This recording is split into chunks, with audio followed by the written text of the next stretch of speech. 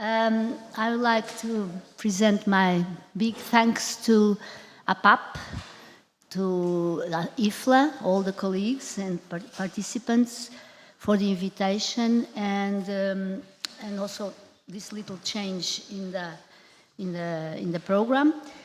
I'm bringing here an experience based on project Landscape in the Field or FIT in the Landscape, which is a landscape observatory settled in a rural and remote area in the center of Portugal.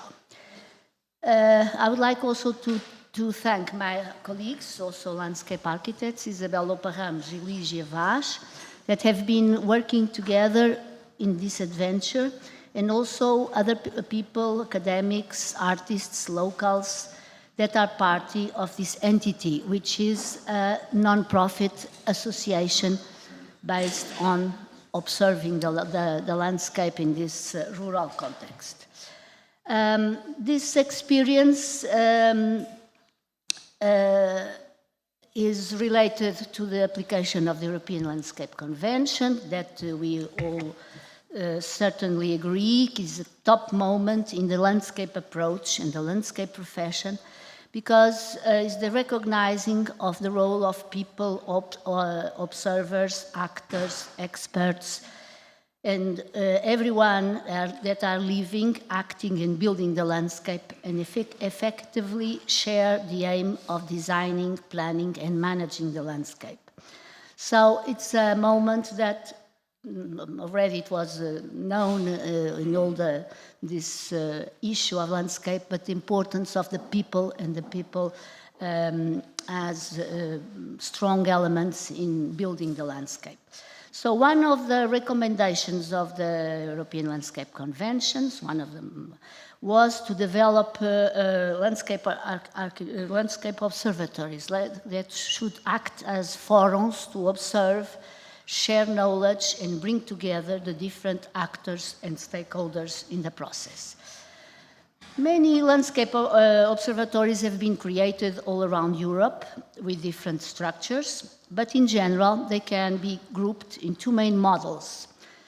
A model that more expert-led for aims of collecting data, monitoring landscape changes, and are mostly run by institutions with a central or a central region level on a top-down approach. This is, for instance, the example on one of the most known landscape observatories, the one from Catalonia, which is one that is working very, very well and recognized. Another model are more place-based, local, with participatory models involving communities aiming to mediate knowledge and public participation, so acting more on a bottom-up approach.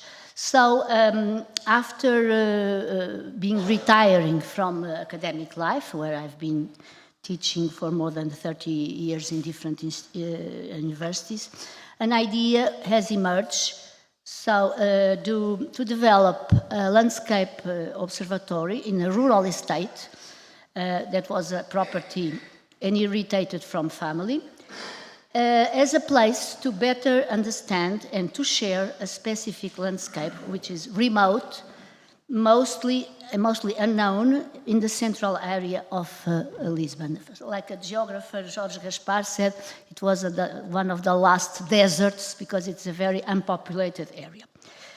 This area belongs to a type of landscape called Charneca, which means something like a savanna or a very with mixed forests, pastures, with very poor soil, so it's a very marginal areas, so with few production, in the sedimentary basin of the River Tagus. It is, let's say, if it functions, that area in dark green in the central of the country, but which is known with this kind of landscape.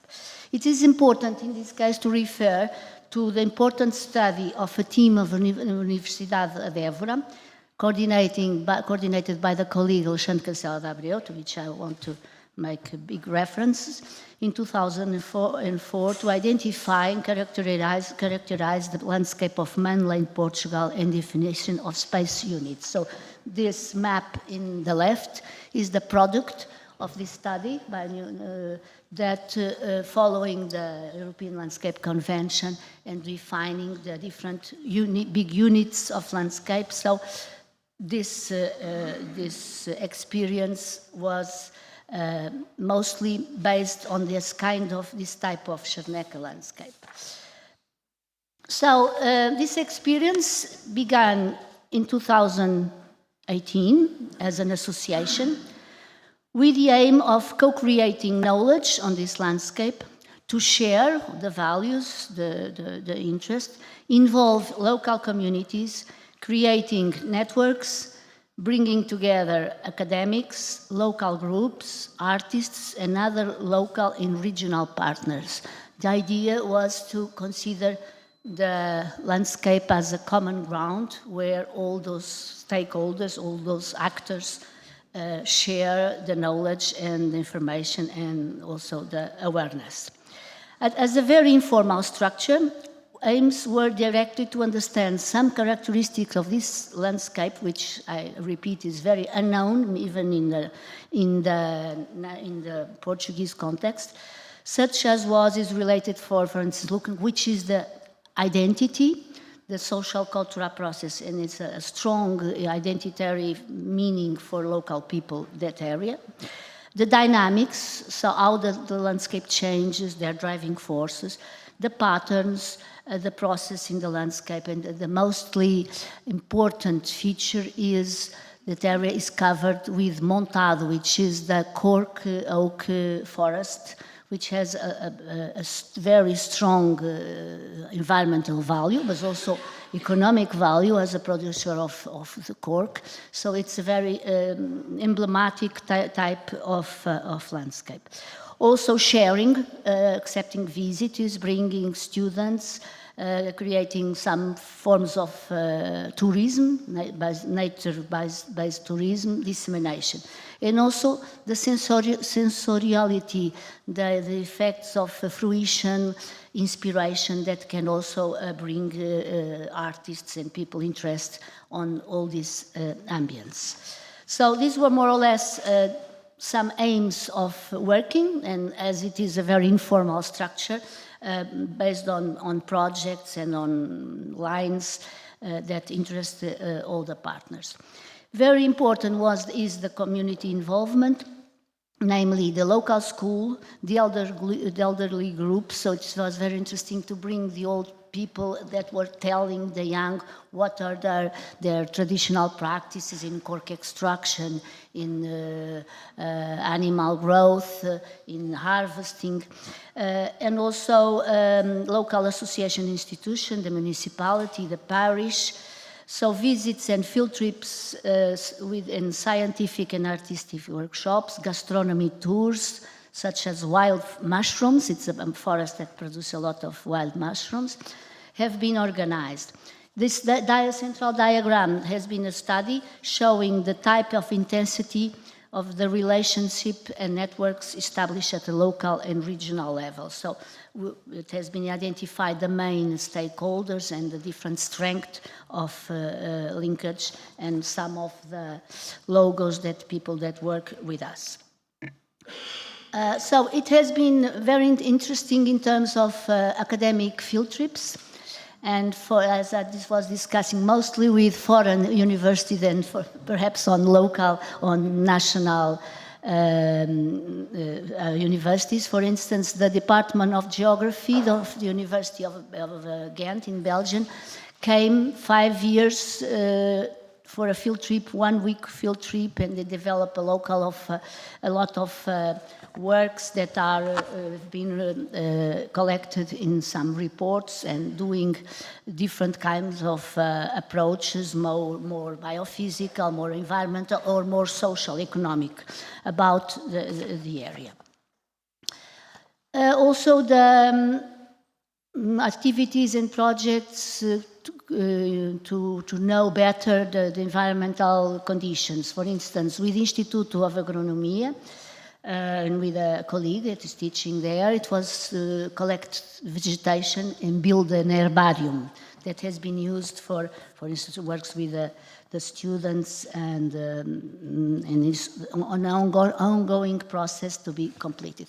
Also to investigate what kind of birds and habitats for perhaps promoting some bird watching activities that didn't happen until now, but the main species have been assessed and the degree of importance and relevance. So it's also a study that is, it is in our website. We have a website in English too. And a lot of work has been done with the local schools, so bringing the students, getting back to their the field and the forest and the activities. This case is the building of insect hotel insects. So it was part of a classroom. And also bringing together also the senior groups, many tours with mushrooms, for instance. So an old barn that was from the beginning of 20th century, based on the wet campaign at the moment, has been rehabilitated with a more contemporary design, and is a place for bringing together. And the APAP, our association, has made, I think 2 or 3 years ago, their General Assembly, wasn't it, João? Assembleia Geral was there perhaps 2 years ago, so it was, and they are our associated, it's where we are also our partners. Yes, okay. So also it was interesting looking from the artistic point of view, looking to the landscape from the creative and emotional side. This began with very informal workshops during 1 week, and when the painters come and they were beginning to paint, all the landscape in my utilitarian point of view was transformed, so it gained another dimension. So the idea is bring together all these dimensions that are in the landscape. And very recently, we finished a very interesting project that was funded by our General Direction of Arts. The name was Art 3C, Climate Communication Community Montado as a Landscape. The idea was the program wanted to develop the concept of climate change through arts, and the people could apply, and we applied on the aim of communicating the threats that Montado are suffering due to climate change. So there was a group of scientists, a group of artists. There have been a lot of communication together. The artists enter in residence and also went to the schools and worked with the... I'm finishing. So this is very recently. There's a catalog on this work, and just to next faz aqui, a small video, very small, just to show.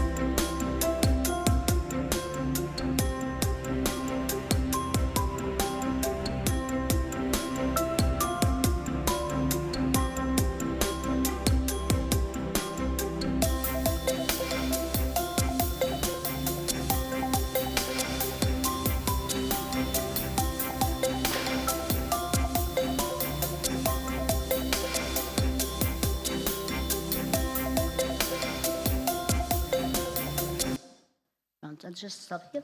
Just some images of one of the meetings. There were a lot of discussion about these issues. And saying that at the moment, some of this work, the artistic work, is on exhibition at IGOT, the School of Geography, and will be until next week. So it was very interesting, and I think landscape was mainly the baseline of all this. So challenges of running this kind of institution. It's quite difficult. It depends almost on volunteer, because there are, it's completely independent as an association, not depends on institutions. And so the financial sustainability is a problem. We need to always apply to projects. The need to establish a governance model that should have this flexibility and also work a lot with the partners. In the partners can be very local, regional, national, or even international, which is the case. Very important to make cooperation networks and always integrate the local knowledge with the expert knowledge. So this was the great option that we took.